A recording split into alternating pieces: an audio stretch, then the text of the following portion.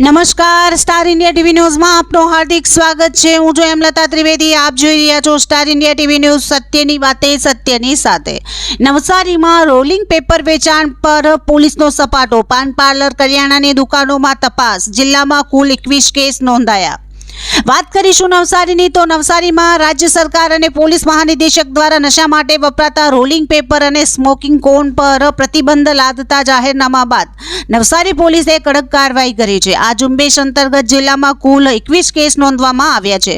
જિલ્લાના એલસીબી અને એસઓજી સહિત તમામ પોલીસ સ્ટેશનના અધિકારીઓએ સંયુક્ત ઓપરેશન હાથ ધર્યું હતું। આ કાર્યવાહીમાં પાન પાર્લર, ચાની કિટલી અને કરિયાણાની દુકાનોમાં તપાસ કરવામાં આવી હતી। તપાસ દરમિયાન પ્રતિબંધિત ચીજ વસ્તુઓ જેવી કે રોલિંગ પેપર, ગોગો સ્મોકિંગ કોન અને પરફેક્ટ રોલ મળી આવતા ગુના દાખલ કરાયા હતા। આ વસ્તુઓના વેચાણ અને સંગ્રહ પર પ્રતિબંધ છે। નવસારી એલસીબી પીઆઈ વિજય જાડેજા અને એસઓજી શાખાના માર્ગદર્શન હેઠળ આ કાર્યવાહી કરવામાં આવી છે।